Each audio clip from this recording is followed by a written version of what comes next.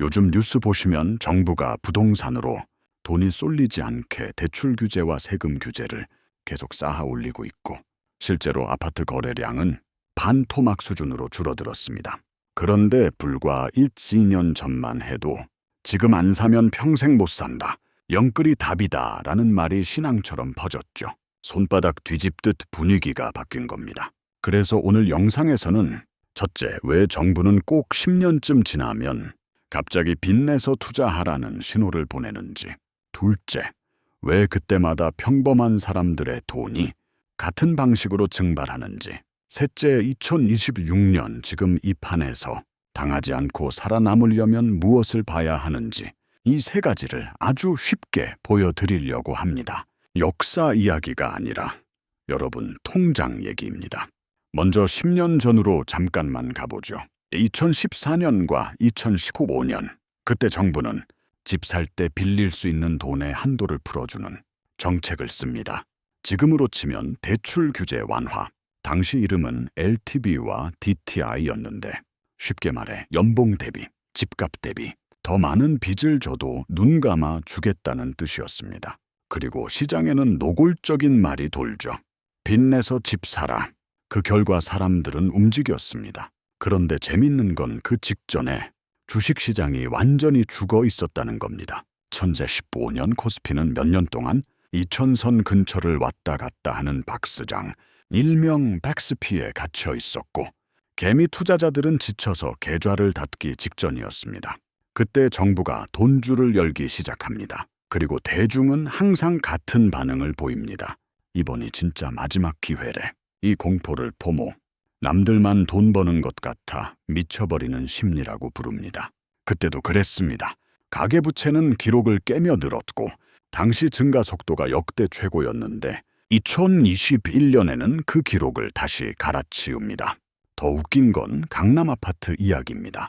10년 전에도 강남 불패 신화 끝났다는 기사가 쏟아졌지만 결국 풀린 돈이 가격을 밀어 올렸습니다. 숫자로 보면 더 소름 돋습니다. 2015년에는 국민 한 사람당 평균 빚이 약 2,500만 원이었는데 2024년엔 4천만 원을 넘어섰습니다. 웬만한 중형차 한 대 값이 통째로 빚인 겁니다. 그리고 부동산 가격이 폭등하기 전에는 항상 똑같은 두 가지 신호가 먼저 나옵니다. 전세 구하기 힘들다는 전세난, 그리고 대출 이자가 싸다는 저금리. 이 조합이 나오면 사람들은 안 사면 바보다라는 말에 휩쓸립니다. 실제로 2021년에 처음 주식 계좌를 만든 신규 투자자의 약 70%가 10년 전 부모 세대가 했던 선택과 거의 똑같이 빚을 내서 투자에 뛰어들었습니다. 문제는 그 다음입니다. 돈은 폭포처럼 한 번에 풀리지만 다시 거둘 때는 수도꼭지 잠그듯 아주 천천히 잠깁니다. 그 사이에서 누가 마르느냐? 항상 늦게 들어온 평범한 사람들입니다. 지금 여러분이 보고 있는 이 부동산 규제와 거래 절벽은 사실 10년 전에도 똑같이 시작됐던 장면의 재방송입니다. 단지 무대가 바뀌었을 뿐이죠. 이걸 모르면 사람들은 또 이렇게 말합니다. 이번엔 다르겠지? 그런데 데이터는 늘 같은 표정을 짓고 있었습니다. 이 영상의 다음 파트에서는 그때 개미들의 돈을 빨아들였던 종목들이 무엇이었는지, 그리고 지금 여러분 계좌 속 종목들과 얼마나 닮아 있는지, 이름만 바뀐 같은 함정을 그대로 보여드리겠습니다. 업종만 바뀐 채 10년마다 반복되는 개미 포획 장치를 보여주는 파트입니다. 그리고 여기서 핵심은 배터리가 나쁘다가 아니라 대중이 열광하는 순간 시장이 개미를 잡는 방식이 2015년이랑 2023년이랑 소름 돋지 똑같다는 걸 체감시키는 겁니다. 자, 2015년으로 돌아가 보겠습니다. 그때 한국 증시에는 딱 하나의 주문이 있었습니다. K뷰티가 세계를 먹는다. 그 상징이 아모레퍼시픽이었고, 2015년 전후로 주가가 거의 10배 가까이 치솟으면서 황제주라는 별명까지 붙습니다. 사람들은 화장품을 산 게 아니라 내 인생이 업그레이드 될 미래를 산 거였어요. 그런데 화면을 2023년으로 돌리면 똑같은 장면이 다른 의상으로 다시 등장합니다. 이번엔 K배터리가 세계를 먹는다. 그리고 그 상징이 에코프로였고 2023년에 10배 이상 오르면서 10년 전 화장품주의 행보를 그대로 재현합니다. 여기서부터가 진짜 함정의 시작인데요. 테마주가 정점으로 갈수록 사람들은 숫자보다 이야기에 취합니다. 원래는 증권사 리포트가 근거 역할을 해야 하는데 꼭 정점에서는 리포트보다 유튜버와 인플루언서의 목소리가 더 커집니다. 왜냐? 리포트는 느리고 딱딱하지만 유튜브는 빠르고 자극적이고 지금 안 사면 끝이라는 버튼을 눌러버리거든요. 그리고 이 단계에서 등장하는 마법의 문장이 있습니다. 이건 실체가 있잖아. 2015년 바이오 때도 똑같았습니다. 그때 한미약품이 기술 수출 잭팟 뉴스로 하늘을 뚫었고 사람들은 봐라 실체가 있다면서 몰려들었습니다. 아이러니하게도 그 장면이 이후 바이오 거품 붕괴의 시작점이 됩니다. 배터리도 구조가 같습니다. 기술적 우위는 분명히 존재합니다. 그런데 동시에 미래에 벌 돈을 너무 앞당겨서 지금 가격에 다 반영해버렸다는 비판을 같이 받습니다. 이걸 아주 쉽게 말하면 내년 월급까지 오늘 카드로 긁어버린 상태예요. 당장은 풍요로워 보이는데 나중에 숨이 막히는 구조입니다. 그리고 10년 전과 지금의 엔진도 똑같이 바뀝니다. 10년 전 화장품과 바이오의 핵심 동력은 중국 소비였습니다. 중국이 많이 사주면 끝나는 게임처럼 보였죠. 그런데 지금 2차 전지의 핵심 동력은 미국의 IRA, 즉 인플레이션 감축법 같은 정책 드라이브입니다. 말하자면 그때는 중국이 버튼이었고 지금은 미국 정책이 버튼인 겁니다. 버튼이 바뀌었을 뿐 버튼 하나에 테마 전체가 흔들리는 구조는 그대로예요. 그래서 테마주의 최대 적은 실적이 아니라 갑자기 날아오는 사건입니다. 2016년에 사드, 고고도 미사일 방어 체계 이슈가 터지면서 화장품주가 꺾였던 것처럼 지정학적 리스크는 테마주에겐 칼날입니다. 그리고 여기서 제일 잔인한 진실이 나옵니다. 테마주에서 돈을 버는 사람은 제일 먼저 들어간 사람과 제일 먼저 판 사람뿐입니다. 중간에 들어간 사람들은 다 똑같은 표정을 짓죠. 나는 장기 투자야. 나는 가치 투자야. 그런데 사실 그 말은 대부분 나 지금 물렸는데 인정하기 싫다의 다른 표현일 때가 많습니다. 그리고 2026년 현재 배터리 산업은 이미 성숙기에 접어들면서 옥석 가리기가 진행 중입니다. 여기서부터는 배터리면 다 오른다가 아니라 누가 살아남고 누가 탈락하는가의 게임이 됩니다.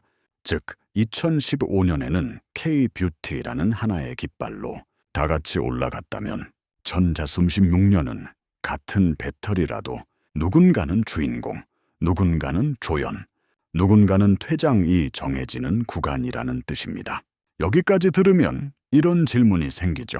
그럼 우리는 대체 언제 정상과 함정을 구분해야 하느냐? 그리고 왜 항상 정점에서 사람들의 입에서 리포트가 사라지고 확신과 구호만 남느냐? 다음 전에서 바로 그 답을 꺼냅니다. 10년 전에는 DTI라는 문턱이 있었고 지금은 DSR이라는 더 높은 문턱이 생겼습니다. 즉, 테마가 꺾이는 진짜 반가쇠는 뉴스가 아니라 미지문이 닫히는 순간입니다.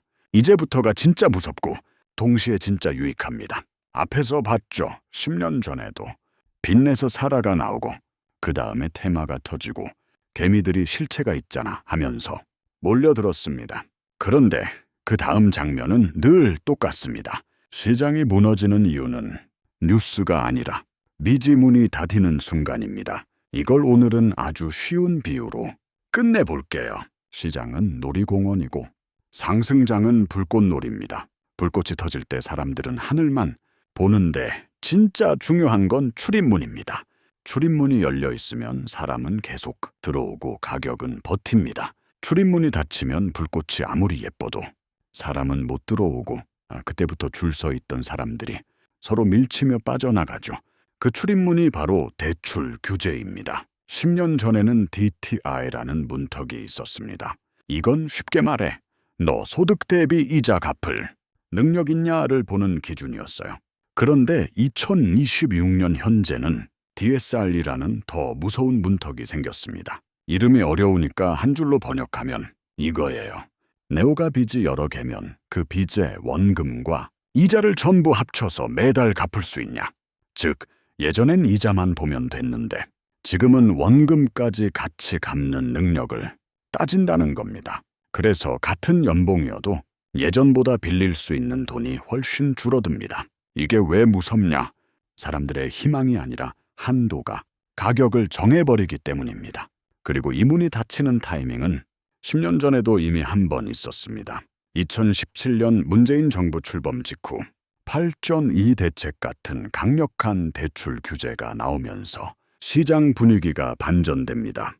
그 전까지는 어차피 오른다였는데 그 순간부터는 이제 나 못 빌리네로 바뀌어요. 이때부터 게임이 갈립니다. 같은 아파트를 보고도 A는 삽니다.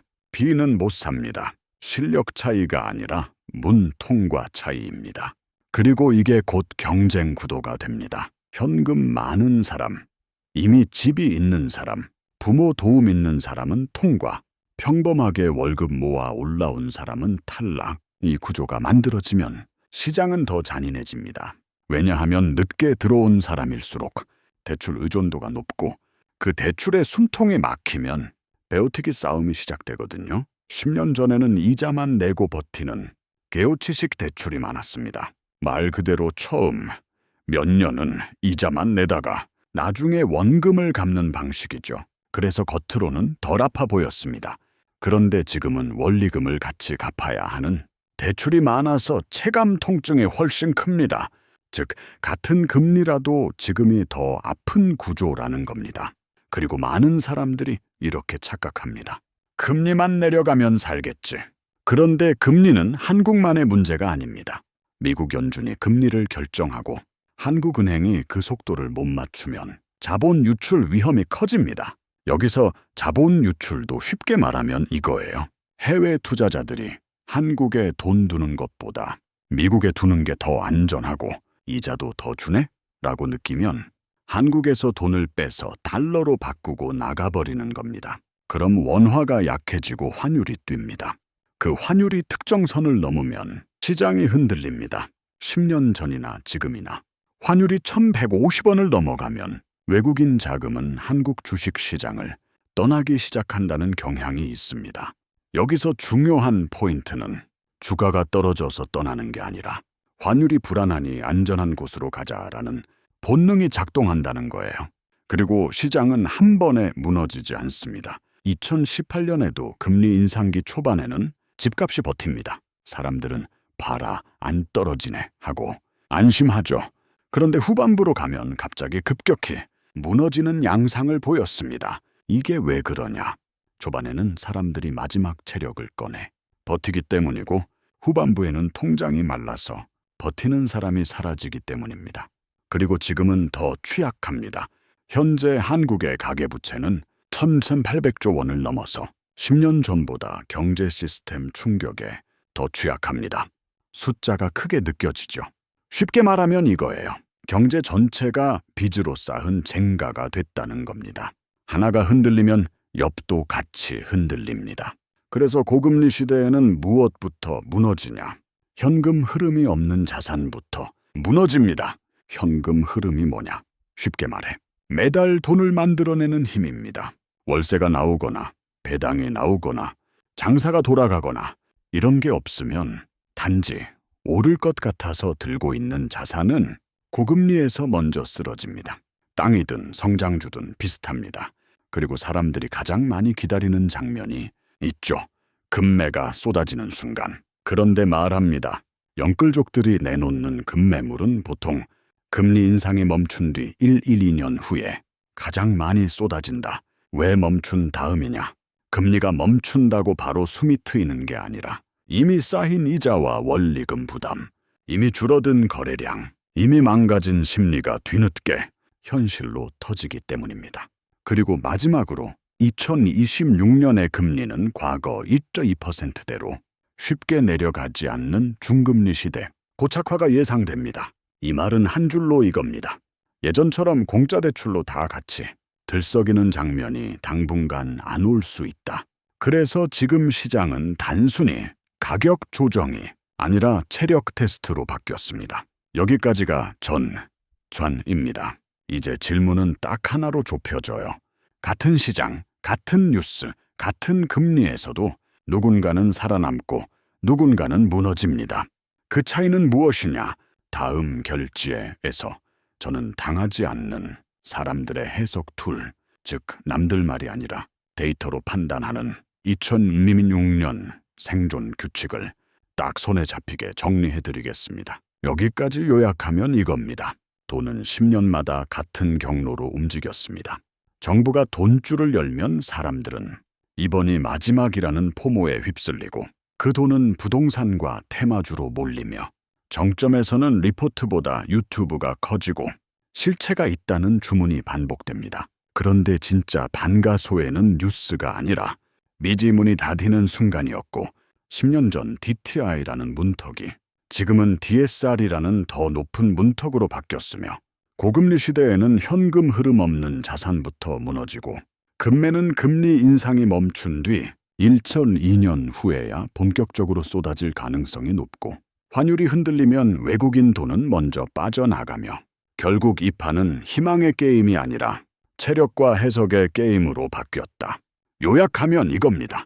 테마가 아니라 대출, 뉴스가 아니라 현금 흐름, 분위기가 아니라 데이터가 승자를 가른다. 그럼 이제부터 중요한 질문은 딱 하나입니다. 같은 시장에서 누군가는 무너지고 누군가는 살아남는데 그 차이를 만드는 해석 툴이 뭐냐는 거죠. 여기서부터는 돈 버는 경제학, 동영입니다. 결론은 단순합니다. 2026년 이후는 오르냐 내리냐가 아니라 내가 당하느냐, 내가 이용하느냐의 문제입니다.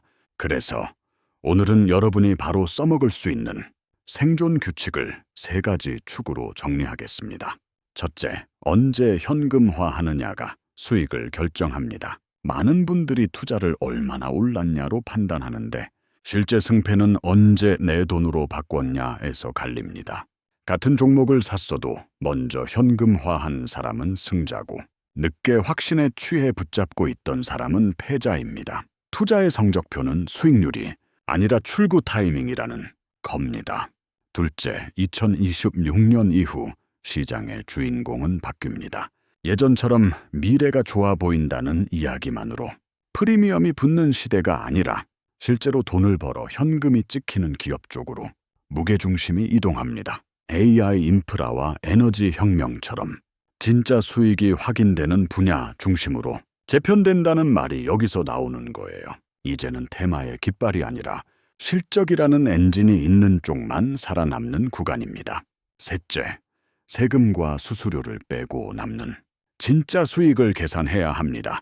특히 부동산은 양도세 같은 세금 정책을 모르면 겉으로는 번 것 같아도 뒤로는 미치는 투자가 됩니다. 그래서 이제부터는 얼마에 샀다가 아니라 세후로 내 손에 얼마가 남냐로 승부를 봐야 합니다. 여기까지가 큰 그림이고 이제 당장 실전에 꽂을 수 있게 하해석 툴 10가지를 한 문장씩 박아드릴게요. 첫째, 유동성 체크입니다. 돈이 시장에 더 풀리는지 줄어드는지, 동화량이 가속인지 감속인지부터 봐야 합니다. 둘째, 금리 스프레드입니다. 장기금리와 단기금리의 차이가 뒤집히면 경기의 천이 떨어진다는 신호가 될 수 있습니다. 셋째, 거래량의 법칙입니다. 주가는 속일 수 있어도 거래량은 못 속입니다. 거래량 없는 폭등은 사람만 흥분시키는 불꽃놀이일 수 있습니다. 넷째, 신용장호 확인입니다. 빈나에서 주식 사는 사람이 많아질수록 시장은 작은 충격에도 더 쉽게 무너집니다. 다섯째, 환율 변동성입니다. 환율이 높은 구간에서 고착되면 대형주가 힘을 못 쓰고 외국인 수급이 흔들리기 쉽습니다. 여섯째, PR과 PBR입니다. 어려운 말 같지만 뜻은 간단합니다. 이 회사의 이익이나 자산 대비 지금 가격이 붙었는지를 보는 가격표입니다. 너무 비싼 프리미엄이 7째, 대주주 지분입니다. 대주주가 팔기 시작하면 그 자체가 고점 신호가 되는 경우가 많습니다. 8째, 실질 금리입니다. 물가를 뺀 뒤에도 금리가 풀렸으면 빚으로 버티던 자산이 더 괴로워집니다. 9째, 공포 탐욕 지수입니다. 모두가 탐욕스러워질 때가 오히려 떠날 때이고 모두가 공포에 질릴 때가 기회를 주는 경우가 많습니다. 열째 세후 수익률 계산입니다. 세금과 수수료를 떼고 내 통장에 남는 돈이 진짜 성적표입니다. 여기서 여러분이 진짜 가져가야 할 한 줄이 있습니다. 자본주의는 멍청한 사람의 돈이 똑똑한 사람에게 옮겨가는 거대한 펌프라는 말이 있죠. 그 펌프는 당신을 싫어해서가 아니라 당신이 숫자 대신 감정을 보면 자동으로 작동합니다. 반대로 감정을 끄고 숫자를 켜면 그 펌프를 역으로 이용할 수 있습니다. 그러면 2026년의 승자는 누구냐? 결론은 이겁니다. 신규 종목을 찾는 사람이 아니라 손절할 용기와 자산 배분을 갖춘 사람, 뉴스를 보는 사람이 아니라 재무제표와 현금 흐름을 보는 사람, 분위기에 반응하는 사람이 아니라 데이터로 해석하는 사람, 이 사람이 결국 시장을 이깁니다. 그래서 오늘 영상의 결론을 다시 요약하면 이겁니다. 10년 전에도 돈은 풀렸고 사람들은 포모에 흔들렸고 테마는 바뀐 채 반복됐지만 마지막에 승패를 갈랐던 건 대출의 문이 닫히는 순간과 현금 흐름의 유무였고 2026년 이후는 더더욱 언제 현금화했는가, 세후로 무엇이 남는가, 실적과 현금이 있는가로 재편되며 이제부터 개미의 생존은 남들이 좋다는 것이 아니라 내가 데이터로 해석하는 습관에서 결정된다. 요약하면 이겁니다. 테마를 쫓지 말고 문이 열려 있는지 확인해라. 뉴스에 흔들리지 말고 현금 흐름을 확인해라. 감정으로 버티지 말고 세후 수익으로 판단해라. 돈 버는 경제학 동영입니다. 여러분은 지금 부동산과 주식 시장에서 어떤 신호를 가장 체감하고 계신가요? 댓글로 남겨주시면 다음 영상에서 그 질문을 바탕으로 더 날카롭게 파고들어 보겠습니다. 특히 지금은 집을 봐야 하는 구간이냐, 현금을 모아야 하는 구간이냐, 배터리는 이미 끝난 거냐, 옥석 가리기 기준이 뭐냐, DSR 시대의 자산 배분은 어떻게 해야 하냐, 이런 질문들 환영합니다.